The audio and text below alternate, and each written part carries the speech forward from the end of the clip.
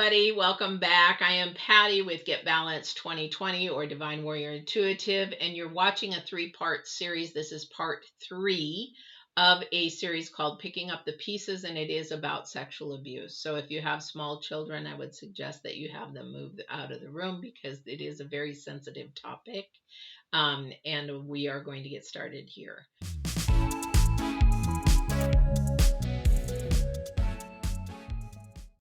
So this is something about living with sexual abuse for the rest of your life. And they're like, but I thought you healed. Well, we do heal, but those memories never go away unless there is enough trauma that has blocked it. Like I was talking in section 1, surviving sexual abuse. I cannot remember from age of 6 before. Now, there might be little burps. Some victims have little blurps of things that have happened before, but a lot of victims have nothing. And that is just part of your psychological brain makeup to block trauma.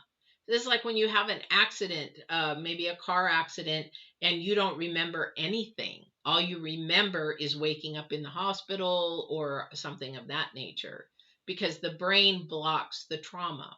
Don't ask me how it works. You'll have to talk to a neuroscientist or a brain person.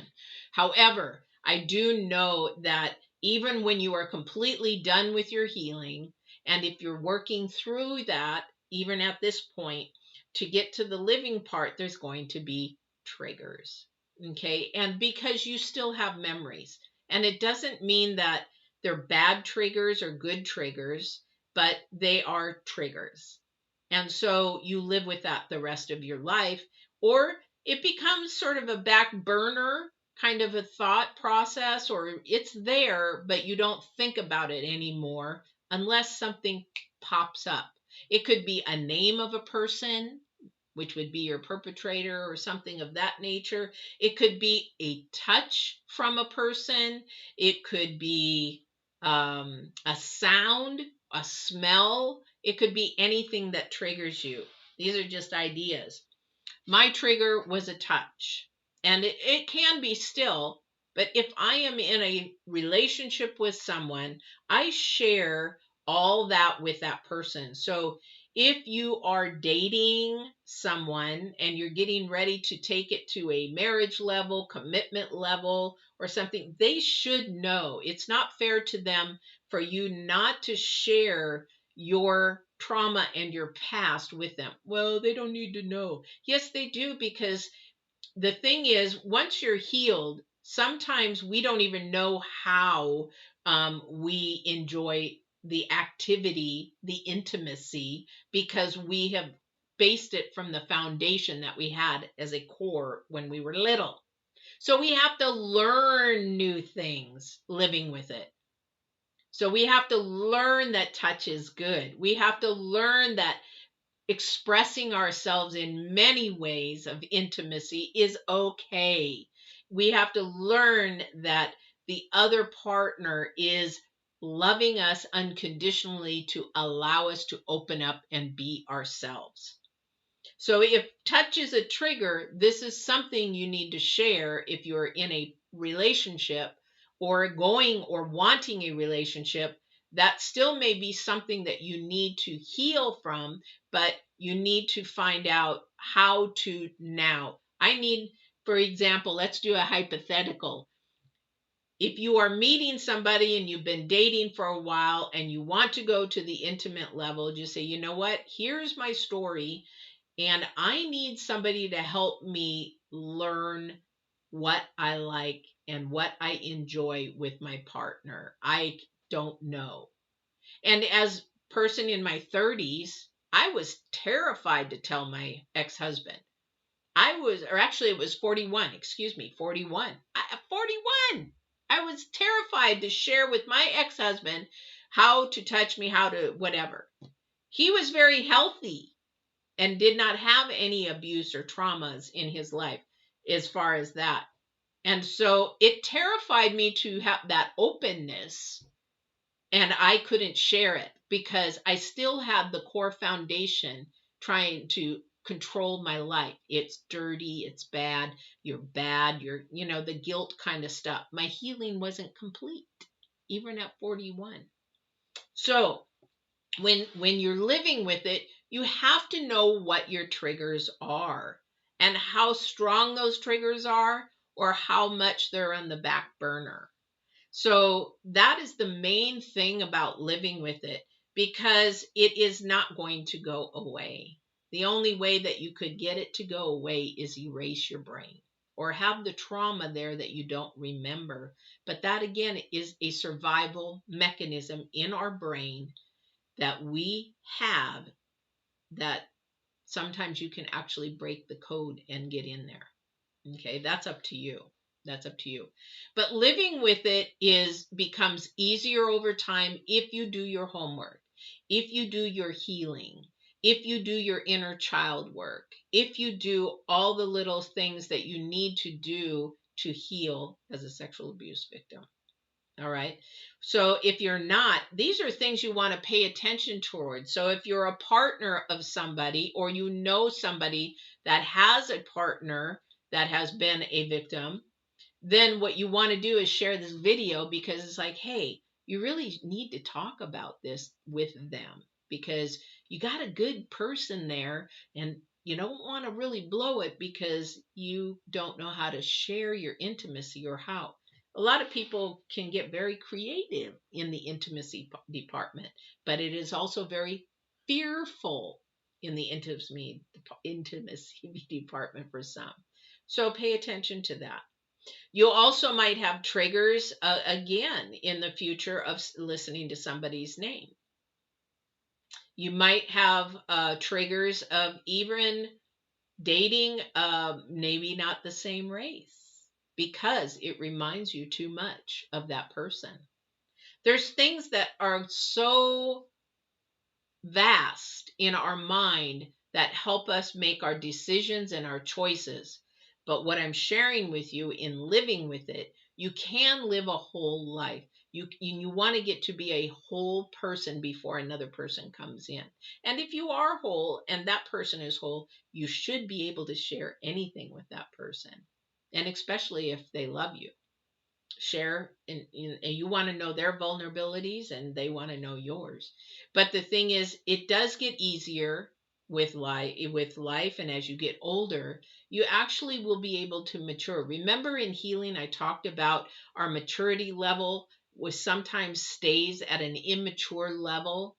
It's because of the way that we grew up. We weren't allowed to mature because we didn't allow that inner child to grow up.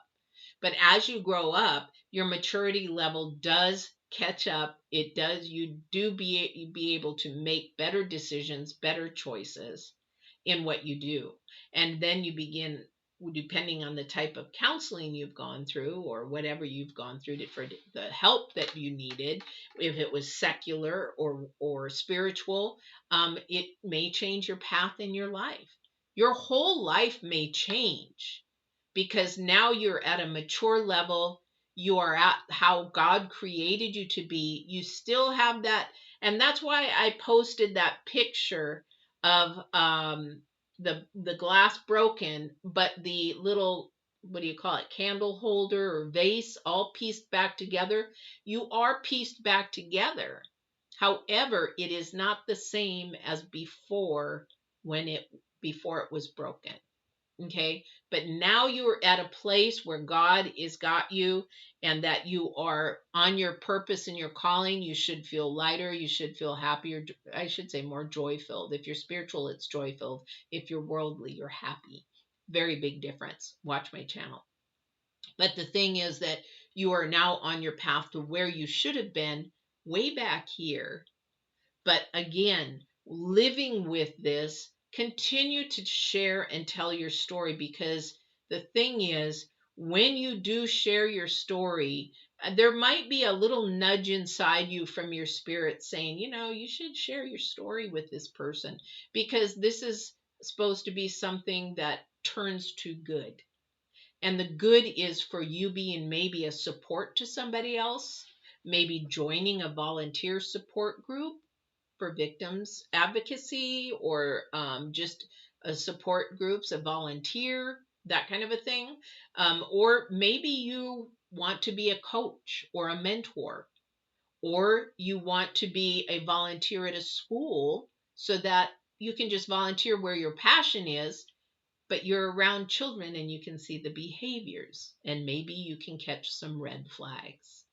I don't know what it is for you in your life, but I do know from experience and through a lot of hard work, soul searching, and I would say without the divine, without God's presence in my life, every single day, many times a day, we talk all the time, and prayer and meditation, I would not be the whole person that I am today.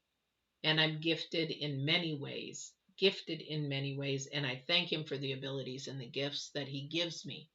But the thing is, you can live a very healthy, very absolute walk in the truth life. You can change your life completely around. And the thing is, I want to share with you, if you are feeling like your life is spiraling down or it is stuck in a tornado at the top and it just keeps spinning, then you need to finish more healing. You need to find out what it is that you're missing in that healing and hit that, because that's the weakness that is holding you from releasing that so you can spiral up. I've been there.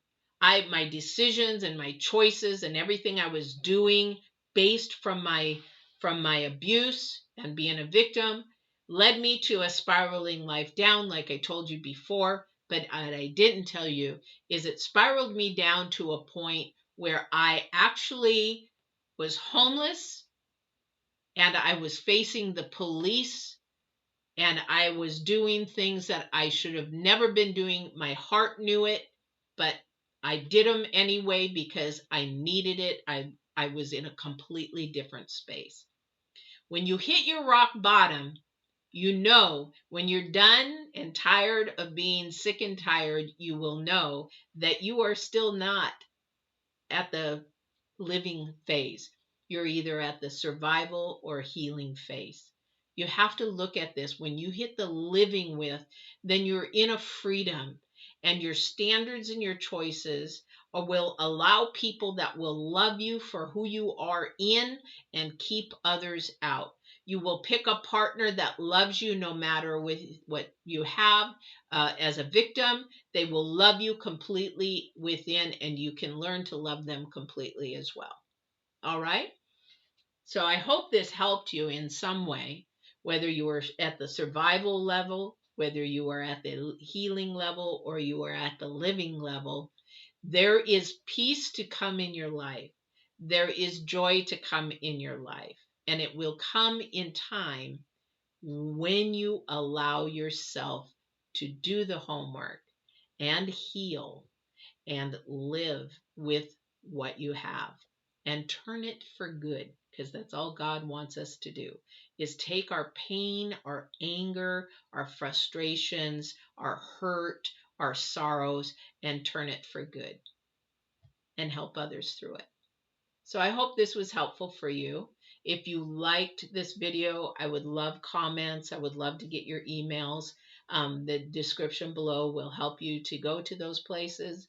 If you'd like more coaching videos, Get Balance 2020 has a lot of secular coaching, and the Divine Warrior Intuitive has a lot of spiritual coaching and other things too for your curiosity. So I hope that this was something that will help you. And if it did, or if you want to share it, please share it, because it's really important. Because like I said in the very beginning, 1 in 5, and it could be a lot less, and women, and 1 in 20 boys or men is being affected. And that is the statistics that are reported, not the ones that aren't reported. There's a lot more, because I was one of those who didn't report it, and neither did my parents. All right. So just love, pay attention to the little ones, the red flags, the changes in the behaviors, and love yourself and love others. Take care. Remember to walk in absolute truth and love.